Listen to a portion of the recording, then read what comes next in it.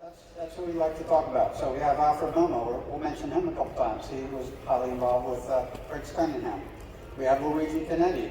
Luigi Canetti won Le Mans a couple times, 2 or 3 times, once practically by himself. He also drove for Cunningham.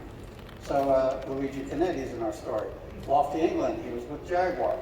And so we're telling you about great people with great cars. Let me just give you one more. Let's see. How about the Pilotti?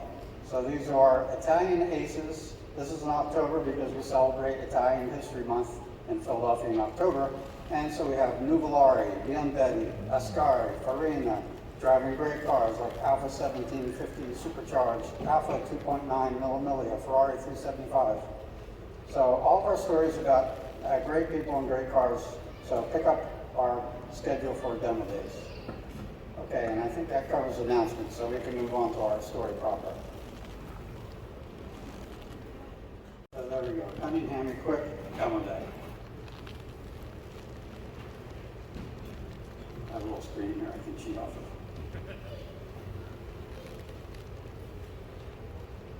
of. Okay, so there's Griggs. Look at that cute little lad. He's born in 1907. He's a local fella, Pottstown, right here in PA. Comes from a very wealthy family. His father had made some wise investments in banking and railroads and industry like this. So his father had amassed a sizable fortune, and he died when Briggs was young, I think 5 years old maybe. And of course, Briggs grew up privileged. And he went to born Yale January University. 19th. So this is a little after Yale. He went to Yale, and what do you do when you go to Yale or you go to Harvard? You make connections because you're making friends with people that are going to be in high places. So Briggs did pretty good with that, made some connections that proved valuable later. Of course, the war came along, and Briggs wanted to enroll, and he was too old. But he did join the Civil Air Patrol, and in fact, bought his own plane. They put him in a plane and said, boy, I'd rather have a seaplane than fly over the ocean, so he bought one. So there he is, operating his own Sikorsky for the majority of his time. And of course, they're flying over the ocean looking for submarines and such. And he dabbled a little bit in racing early on. MGs came along, and of course, guys were bitten by the MG. If you like that type of car, you were blown away by how different it was when you drove and how fun it was. Watkins Glen. And that led into building specials. So Briggs and a couple of his friends were doing a little bit of racing on like private land. This is the Collier brothers. And Briggs had this hot rod built, Bumark. So that's he had a couple of engineer friends from Buick, and they designed up a chassis, Buick powered, and put a Mercedes body on it. So the Bumark, they called that. He had other friends like Miles Collier. He had a special, it was called the Ardent Alligator, again, American V8 in a lightweight chassis.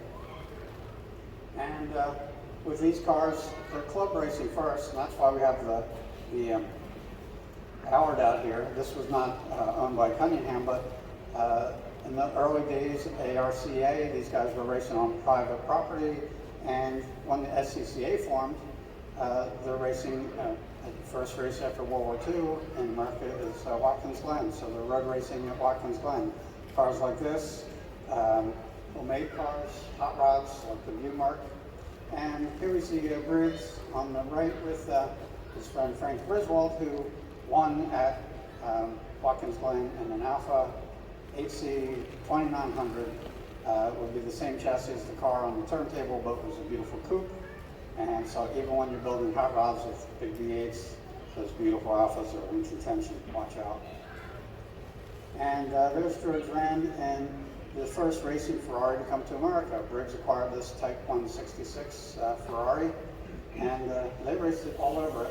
So here he is. He's building this network of friends, and he's got money, so he's buying cars like crazy, and he's acquiring these buddies in a team. And so he's running an amateur team and using friends and drivers and slowly building what ultimately became really a great team. And here's Briggs in that same 166 Ferrari. And and there's Briggs and Alfred Momo. We mentioned Alfred Momo. It's coming up in the demo day. Alfred Momo was he was an apprentice at an Italian manufacturer, Sierra and Company, and in fact he was a riding mechanic with Mr. Sierra in Targa, Florida, the one in Targa, Florida. He was a riding mechanic, so of course he had an interest in racing that lasted his whole life. He was a very able machinist and mechanic, and he befriended Briggs Cunningham. Cunningham was having him do a lot of work. Ultimately, they formed a professional relationship. So there's a Momo with Briggs taking a big cup. And that's what they're doing. They're running and all these events, because all these tracks had opened around 1948 and 49, places like Lime Rock and of course Watkins Glen, and road racing was really catching on. And here we're jumping ahead to Le Mans, so let's slow down a minute. So Briggs is acquiring cars, rendering everything that comes along, and he's racing in multiple classes. They're getting cars with big engines like the Buick, and they're getting little cars like Seata, and they're just racing everything every weekend. I think it had become his job. He, as we said, he came from money, and he was educated, Yale educated, but this became his passion, and it's pretty much what he was doing full time. And there we see a Cadillac. So what are we doing with that Cadillac with the number 3 on it? Well, 1950, Cunningham had done all this team racing, his little private team, American racing, all over the country. They're done all over the place for the whole flotilla of varied sports cars. And he says, you know what, maybe we should play with the big boys. And he wants to go to Le Mans. Well, he's got a pair of Healey's, Healey Silverstones that Frick Tappet had put Cadillacs into. So they have this lightweight English car with a big V8 in it. And they say, wow, we have a fast car. They're winning races in America. Let's take them to Le Mans. Well, then they think on it and they say, no, let's take the Ford Deluxe that Frick Tappet built. They were putting Ford V8s, putting Cadillacs into Ford Club Coupes and making race cars. So maybe they thought we should be taking American cars to Le Mans, representing America. So they send in their entry with the Ford Deluxe, and Club de West, of course, runs Le Mans, and they see the entry, and they deny the cars. They say these guys are cowboys with hot rods. That's pretty much literally what the French replied. And so the Cunningham team changed gears a little bit and decided to go with Cadillacs. They could go with a regular production car, which honestly, Le Mans, you were supposed to run pretty much a series car. You couldn't take a hot rod of any type you wanted. You had to meet rules. You were racing in a sports car race that required windshield and spare tire and such road equipment. So Cunningham decides to go with a Cadillac team. They take a regular coupe like this. Of course, Cadillac has a wonderful V8 engine. And they, through his Yale connections, Briggs has friends in Grumman, the aircraft builder, and he has these guys design him a special car. There we go. So there's the Grumman body Cadillac. So they take a Cadillac, and it's all special chassis underneath, a lightweight aluminum body. The models for it have been wind tested, not the full-size car, but the mock-ups have been wind tunnel tested. There's Briggs and his Cadillac. And while the French accept the entry, it has road equipment, lights and all this stuff, but the French very unkindly dub it Le Monster. So there's Le Monster, 1950 Cadillac, and followed close behind by the standard car.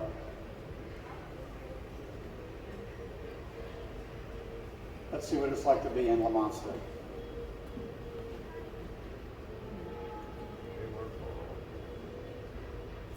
This car is at the Collier Revs Institute in Florida, at the Collier Museum. Still looks just like this, just as retired.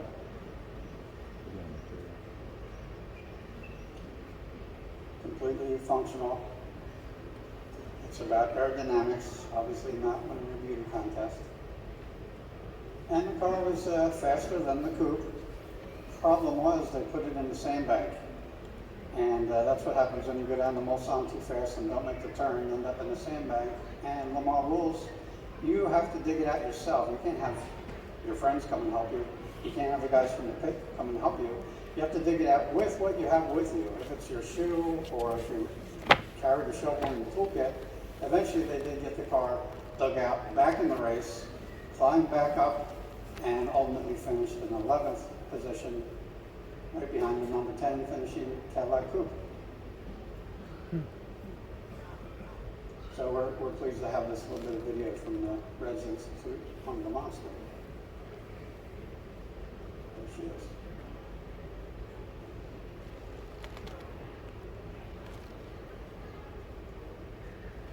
Not sure what I have coming up here. There we go. So they did okay. They finished 10th and 11th. Not too bad. First time out. At least the car's finished. And Briggs was not content to just rest at, well, we came and we made a go of it. He decides to up the game, and he's going to build his own sports racing cars. And of course, they're still right as soon as they come back from Le Mans. They're entering these cars in other races that Le Monster won some things. But they commissioned and built the C1, and these cars were going to have the Cadillac V8 in it. And kind of at the last minute, Cadillac said, you know, that's not our image. We don't want to be that involved with racing and producing engines for a serial, car, and that's just not our thing. Briggs had friends at Chrysler. The son of Kellner, who ran Chrysler, was a Yale buddy, and that connection helped with the engine procurement, which moved the program along. So here we end up with the C1 with the Chrysler in it, and it's a pretty car. It's got that beautiful one-piece windshield, which when that car came back to America with the windshield, Briggs told a friend, he said, oh, that curved glass, I don't know if we ever have to replace those, we're in trouble. And what they did, they went with the two-pane glass on the C2. The C1 was a test mule, and Briggs drove it, used it as a car, and the C2 then was going to be the real effort at racing. So the C2R looks very similar, really the same body layout, same Chrysler engine. And with C2s, now they have a team. They have 3 C2s, they have the C1 as a backup, and there they are getting ready for Le Mans 1951. Okay, so here's Fitch and Walters. Phil Walters, very capable driver. John Fitch, he was one of our honorees at Spirit Competition. And here we are, 1951 at Le Mans, and making a good show of things. Finishes 6th. 51 is the year that Jaguar won with the disc brakes on the C-type. So that's the introduction of disc brakes at Le Mans, and Jaguar really proves the value of winning the race. Now the C1s the C2s, they were fast. They did pretty good in America, but Briggs saw that he needed to move along up the game because the competition was getting hotter. In fact, in '52, Mercedes re-entered international sports car racing, and they went to Le Mans and they beat up everybody. They finished 1 and 2 with the 300 SLs, and I believe Cunningham finished 3rd, so that's pretty good.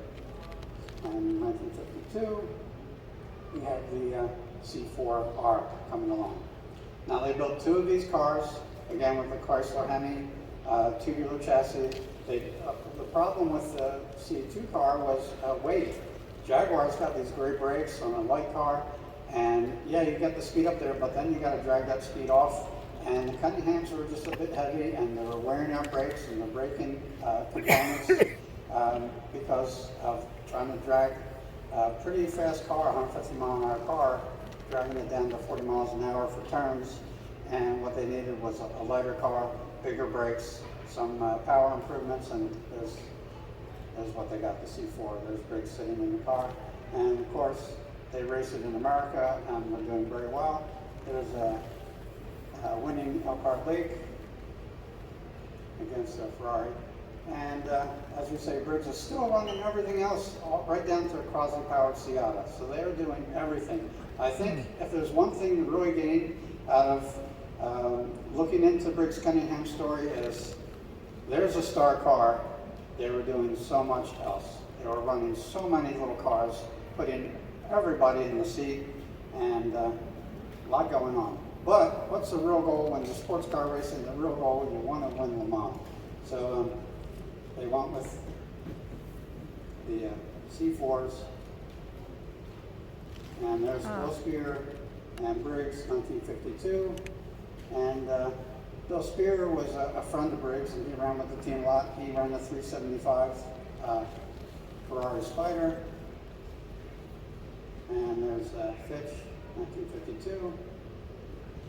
Running start. At the running jump in the cars, we see the number 3 car. That's the C4RK, the 1 coupe.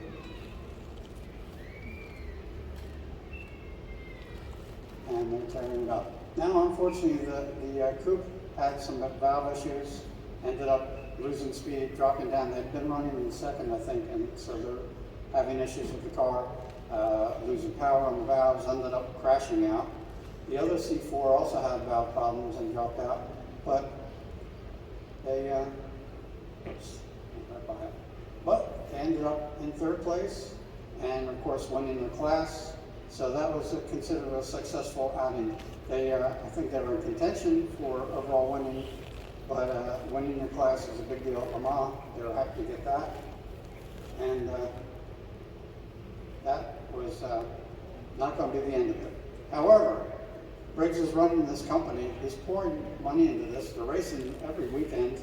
They're racing every American event from coast to coast, running a field of cars. And so they say, well, maybe get some money back into this. Plus, you might run into homologation rules where you have to build a certain amount of cars. And they have the C3 design. So this is going to be a car to sell as a public, as a normal road car. So C3 designed by Giovanni Nicolati, built by Vignali, and they go into production with these. They're hoping to make 50 cars in 1 or 2 years. They did about half that many. Everything's slower and more difficult than you might think, especially if you're building a road car. You can't take shortcuts. But there's a very pretty car, and some of those are out there today. The Cunningham guys have club reunions, and they bring the C3s, and they're beautiful. So anyway, back to racing. That was a little venue to bring in money, which certainly, I'm sure it didn't. That was probably more money spent. And here we see a C4R right behind the Allard. We see 3 Allards and 1, 2, and 3 spaces. So we know those cars will quick at a twisty little road course like Watkins Glen, where you're winding up and down crazy hills. Those cars go fast out there. The Cunningham, that's a bigger car, and that's really the purpose is racing at a big fast event like Sebring or Le Mans. So we see the Cunningham in 4th place. And what do we see different about that car? See, the hood scoop runs up almost the length of the hood. That's how they were built. When they made an improvement with intake setup and carburation setup, that's how they got the different hood bolts there. And there are guys, of course, with Momo. And so moving along, C4R, they're still going to race them, but they build one C5. They're going to, you got to catch that competition. If Mercedes is out there with these 300 SLs, Ferraris are getting better, Jaguars are coming out with a D-type. So Cunningham moves up to the C5, and beautiful, sleek, aerodynamic. And here we see the Le Mans. John Fitch driving. I think he might have been teamed with Walters. And 3rd place, 1953 Le Mans. And let's see, 1st place was Walton Hamilton, and that's his C-type, I believe that they were. Yeah, it was a C-type. And finishes 5 laps ahead of the C5R. So something mixed up there in the C5 and C4. Anyway, here's an advertising about it. C5, C4. And at this point, Briggs had sold one of the C4s to a fellow named Moran, who was also a racer and Moran also ended up with, he had the C5, the C4R coupe and the C4, and he was racing them. So that's what Cunningham wanted, that those cars are out being raced and keeping the company out in front of everybody. And 12 Hours of Sebring, they won Sebring. And that was a big deal because Sebring was on the international calendar. Sebring counted for championship points. So Sebring was as important on your scoreboard as Le Mans was. Just Le Mans was the big battle of the glory. So here they are getting ready to go to Le Mans in 1954. And they just don't give up. They're tenacious. And keep in mind, all these Le Mans efforts, they're racing all over the place everywhere else. Now look at this photo. What do you see there? You see number 1's a C4R. And that car in the middle, what is that? Would you believe that's a 375 millimeter? Huh. So Briggs had one of these. They'd already been racing them. Bill Spear had been racing them. They're familiar with the car. And they see the Jaguars just getting the better of them on the braking issue. So what look like headlight up here, those are air intakes for a water-cooled brake system. So they devised a water cooling for the brakes, and they're going to make that work for them. And they go to Le Mans now with a team that includes the 2 C4Rs, this 375 millimeter. This is from 1954. And how that race unfolds, well, it ends up with Ferrari winning with a 375. They took first place in 1954. And Cunningham team's 375 millimeter, well, it broke a cam follower, broke one cam follower, so they kept running just on 11 cylinders. They just didn't run the one cylinder that was out, and ended up failing on something else. They ended up not finishing, and Cunningham went to Ferrari afterward and said, your cam follower broke on the car. Ferraris are supposed to be so reliable. What are we going to do about this? And Ferrari didn't want to hear about it and charged them $10 for the replacement cam follower. and Ferrari told Cunningham, he said, Ferrari cam followers don't break. That was the end of it. Cunningham went away not pleased. But let's be fair, he's running this water-cooled system off the cams. Okay. So yeah, he's taking power off the camshafts, and there's probably a connection there. So that interesting looking 375 millimeter is part of the Cunningham team and part of our story today. So here we are, we see Johnston and Spear on the C4R. I believe that car was driven by Cunningham and Spear to a third place finish in 54. So he's still doing it, and Time magazine recognizes him. He is all over the country. He's not just in Le Mans, where if you read the French newspaper you hear about him. He's racing his team all over the country and in South America and everywhere. They go where the action is. Here's the C6R being completed just in time for Le Mans 1955. I'm sorry, this is for Sebring. And here it is painted up. And you see, isn't that beautiful? Now, we're still running on the drum brakes and still running not a Chrysler engine. He's got a 4-cylinder Offie, so the Offenhauser engine is very highly tuned. It sounds, only 4-cylinder. It's a big bore 4-cylinder. It's a big 4-cylinder, very highly developed for like American track racing. So it is a weapon. And there we see it in action at Le Mans. And well, we jumped ahead there to the memorial service. I think we all know what happened in 1955 Le Mans. We've told that in our stories here at the museum a number of times. Terrible accident when the Jaguar of Hawthorne wants to make a quick run into the pits on his very fast stopping disc brakes, and the competition around him gets in trouble with Levesque in a Mercedes, not able to stop with the Jaguar, and hits the back of a Austin Healey, and goes into the crowd, and they kill 82 people, mostly spectators. And in fact, Phil Walters, who was one of Cunningham's star drivers, he finished the race in the C6 and retired. He was right behind Fangio, who was right behind Levesque when that accident happened. So he saw it happen, drove through the wreckage in the car, and retired. So there's Briggs at a memorial service. So of course that race had a large impact on racing all around the world. We ended up with less real road races. I think only in Italy did you have actual road races on public roads. Courses were being entirely closed off for virtually all racing. And another thing that goes on is Jaguar has made a connection with Briggs. He's going to be their parts importer, ultimately their car importer for East Coast North America. And they say, well, we also could get rid of a competitor here. How about we give you D-types, which are beating him. They're beating him at Le Mans. They're winning convincingly and all over the place. And if you don't race, if you don't keep building your C5, 6, 7, wherever you're going, we're going to give you D-Jaguars. So Briggs takes the deal. He's been spending money like crazy, and he can stop that expenditure. He can actually be running a business with Jaguar as an importer, and he takes the deal. He becomes a Jaguar importer, has offices up in New York, and now he's running D-Jags. So that's a new era for the Cunningham team. In fact, we see that number 124, that's an XKSS. That was the road going version of a D-Jaguar, where you had a windshield and a spare tire and a little luggage rack to carry your purse.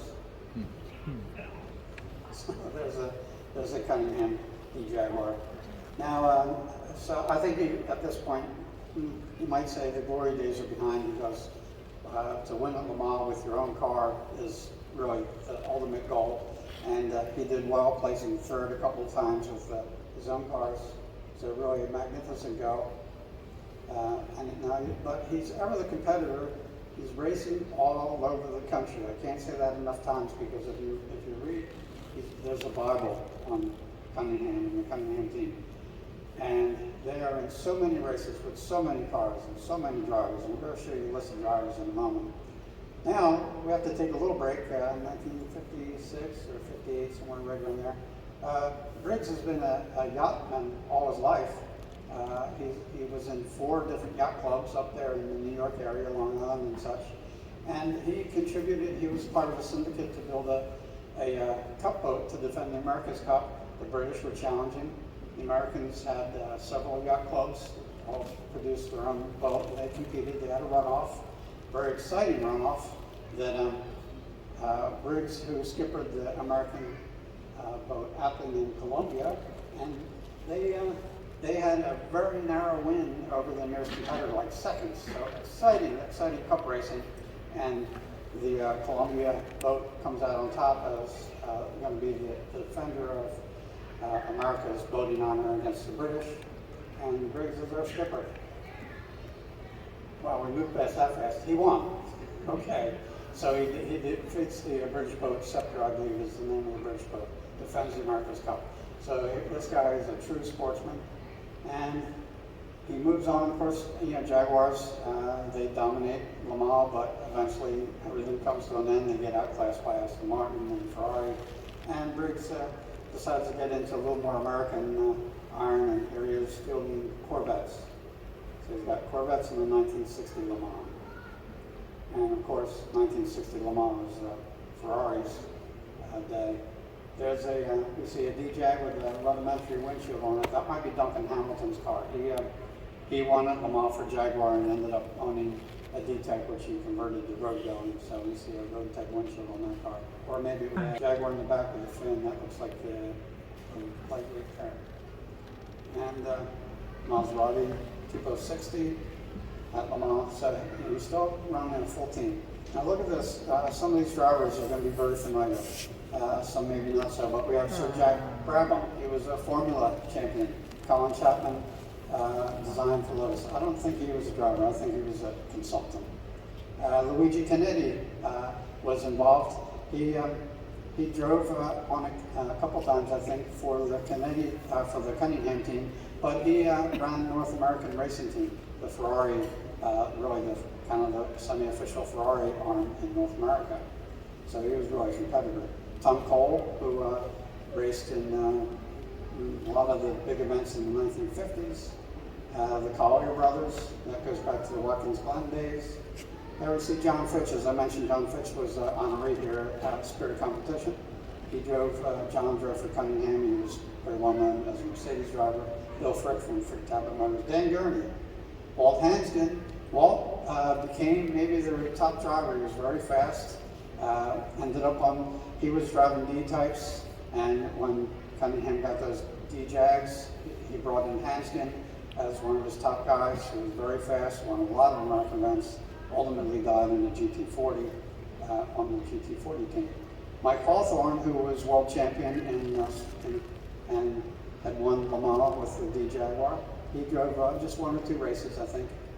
Phil Hill, Ferrari, Sherwood Johnston, who was a big-time player in American racing, and Bill Kimberly. There's Bruce McLaren. He drove, I think, 4 times for the Cunningham team. Momo. Sterling Moss, I think, drove 1 time. He was in one of our demo day stories. And we said, well, what's that little, I forget, had some small car in the field. And Sterling won a small car against the big opposition and won. It might have been Sebring. Healy. Oh, right. Austin Healy 100. Roger Penske drove several times. Bill Spear, who was an amateur, drove the Type 375. Dave Thompson. Alec Allman, I see at the bottom. Alec Allman, of course, founded Sebring and helped America get into international racing. So a lot of big names were happy to cooperate and race for Briggs Cunningham, be part of his All-Stars. And of course, ultimately, he retired and moved his cars from the East Coast out to California, had an incredible museum, and there's a little picture in the museum. He kept so many of his cars that he raced, and he kept them in that like retired condition. So the cars were truly wonderful. He had a strong interest in brassier cars, like go to the beginning. He had cars that a Mercer Raceabout that he raced at. So he had really a tremendous collection. And that collection ended up going to Miles Collier Jr. He bought the collection in its entirety and then disposed of the non-racing cars. Kept all the racing stuff, all the performance, the really historic stuff. And that is what is in the Collier Museum in Florida, Naples, Florida, where the Revs Institute is based. And that is a fantastic place. If you love the Simeone, you're going to love them too. If you want to visit there, you have to make arrangements, and it's on definitely by arrangement. But a wonderful place to go. And we have Briggs passing away in 2003. Truly, not just a Simeone Museum hero, but he's an American hero, a sportsman through and through, and I think gave America great pride in international racing when there was so little going on. And the effort that he put in, nobody came close to approaching that until Henry Ford got angry with Senior Ferrari, and we had the 4 GTs come and win Le Mans for us. So that's our Briggs Cunningham story. So thank you, Briggs, and thank you, folks. So there are upcoming demo days, and we'd like to run these cars around a little bit for you up back. I know it's very cold out, so we'll run them fast. And if you'll give us a few minutes, we're going to start them. We don't have a lot of help today. Sometimes we push them out. We're just going to start them and get them out back. So be wary of moving cars for a few minutes. You probably don't even want to go out there until we get the cars out there because it's pretty bitter. So I promise we won't start running cars till everybody knows that we're out there and ready to go. It'll probably take us 5 or 10 minutes.